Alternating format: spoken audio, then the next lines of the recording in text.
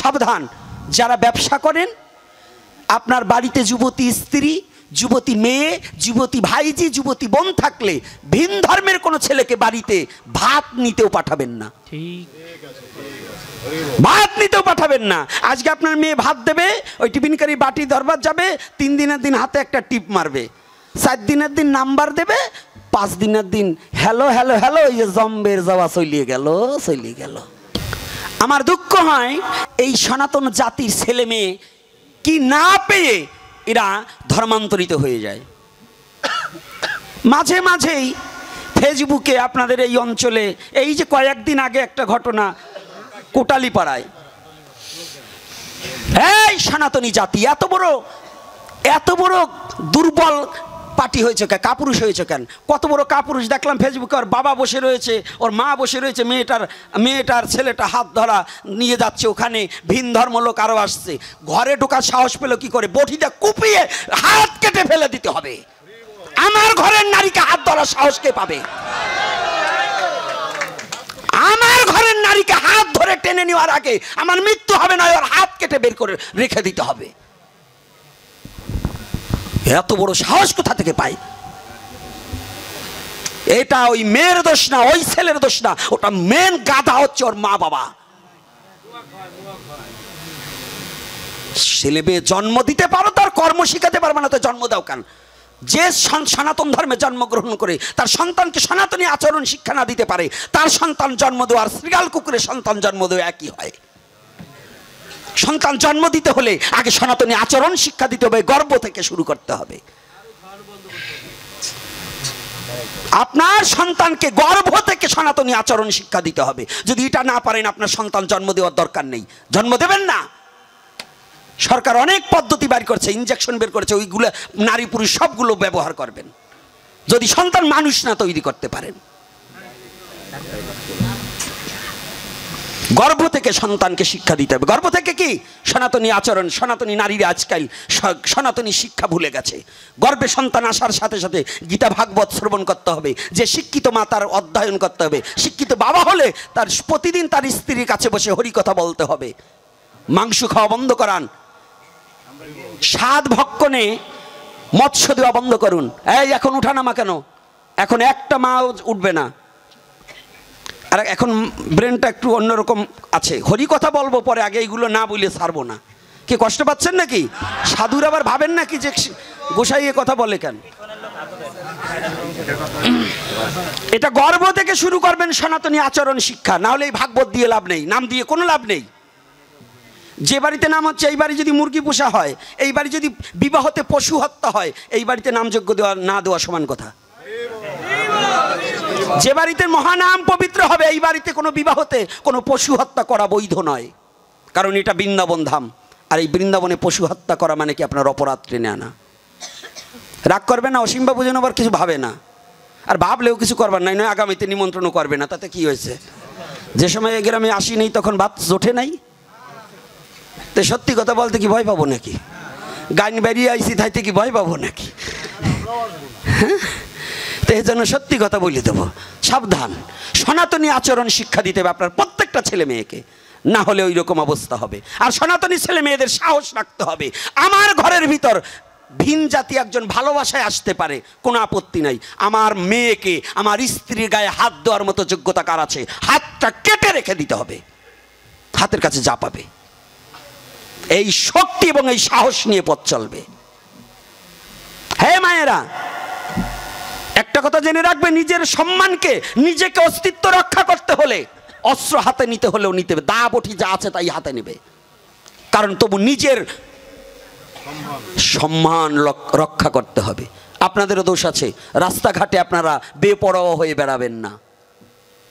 ধর্ম পরে, আগে নিজের আচরণ না ঠিক করলে কোনো ধর্মে কাজ হবে না। আগে আচরণটাকে পরিবর্তন করতে হবে। এজন্য আপনি যে ধর্মে জন্মগ্রহণ করেছেন, খালি কৃষ্ণের হাতে বাঁশি দেখে না, তুরু তুরু করে বাজাইয়ে খালি প্রেম শিখেন না। ওই কৃষ্ণের হাতে বাঁশি আর ওই কালীর হাতে আছে ওসি। কি সাধু বাবার আছে নাকি? তাই ওসি কেন? দেবতাদের হাতে অস্ত্র কেন? হ্যাঁ, অস্ত্র কেন? অসুরকে খালি মা সাজলে হবে না, সময় সময় ডাকিনিও সাজতে হবে। কি কালী সাজতে হবে না? সনাতন ধর্মের নারীকে যত উন্নত স্থান দিয়েছে পৃথিবীর কোন ধর্ম নারীকে এত সম্মানের জায়গা দেয়নি। নারীকে দেবীর সাথে তুলনা করা হয়েছে। যা দেবী সর্বভূতেষু মাতৃরূপেণ সংস্থিতা নমতস্যৈ নমতস্যৈ নমতস্যৈ নমো নমঃ। হে নারী, ভুলে যেও না তোমাকে দেবীর সাথে তুলনা করা হয়েছে। আর সেই সনাতন ধর্মের আজ ছেলে মেয়েরা ধর্মান্তরিত, মেয়েরা ধর্মান্তরিত হচ্ছে। এই মেয়েগুলো কি পাচ্ছে? শুধু ওরা ভুলে যাচ্ছে ওর দেহটাকে কুকুরের মতো ছিঁড়ে খাওয়ার জন্য ভিন ধর্মের লোকেরা কামাতুর, কাম চরিত্র, কাম বাসনা মিটাইবার নিমিত্তে তোকে লাভ জিহাদের প্রলোভন দিয়ে ভালোবেসে তোকে ঘরে নেবে, কিন্তু কুকুরের মতো ছিঁড়ে ছিঁড়ে খাবে, কোনোদিন সম্মান দেবে না। আর যদি সম্মান পেতে চাস, এই সনাতন ধর্মের মেথরের ছেলেকেও যদি বিবাহ করতে পারিস তাতেও তোর জীবন ধন্য। তথাপি সে সনাতনী হরিনাম করবে।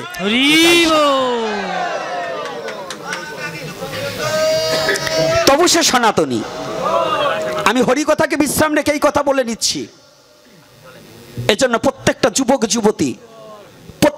যুবক যুবতী আপনাদের এখানে অ্যালার্ট থাকতে হবে, এবং প্রত্যেকটা মেম্বার চেয়ারম্যান থেকে যারা এখানে গুণীজন জ্ঞানীজন আসছেন, আপনার বাড়ির, আপনার গ্রামের সম্মান আপনার রক্ষা করার দায়িত্ব।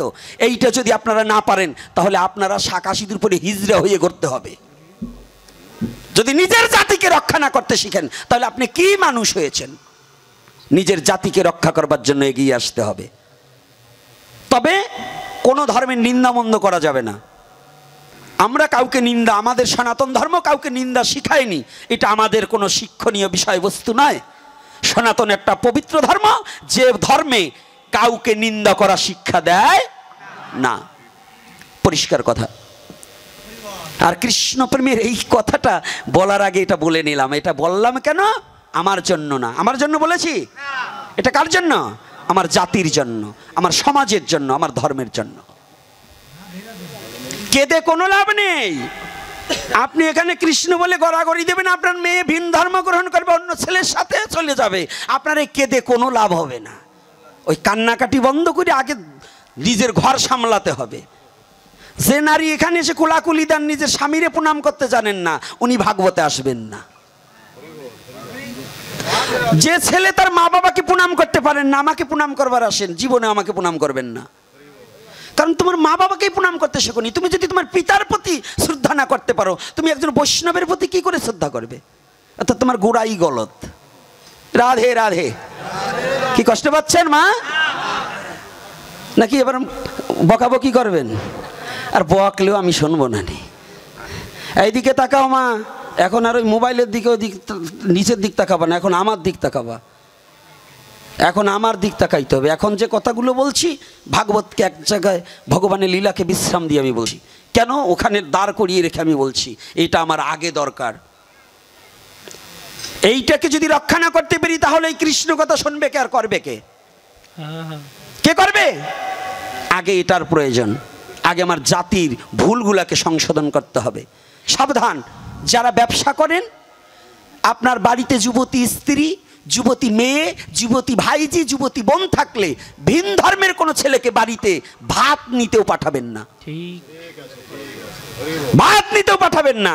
আজকে আপনার মেয়ে ভাত দেবে, ওই টিফিনকারী বাটি দরবার যাবে, 3 দিনের দিন হাতে একটা টিপ মারবে, 4 দিনের দিন নাম্বার দেবে, 5 দিনের দিন হ্যালো হ্যালো হ্যালো, ওই যে জম্বের যাওয়া চলিয়ে গেল। এটা হাসার কথা না। কথাটা বোঝেন নাই?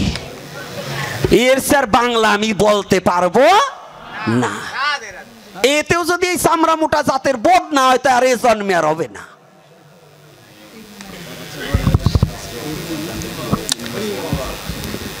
কথাটা কি? রাধে রাধে। তাই যাকে এইবার আমার আবার একটু ভগবানের কাছে যাই, আবার তারপরে আপনাকে পাড়ায় আবার যাবানি, ভয় নাই। তাহলে গর্ব থেকে ধর্ম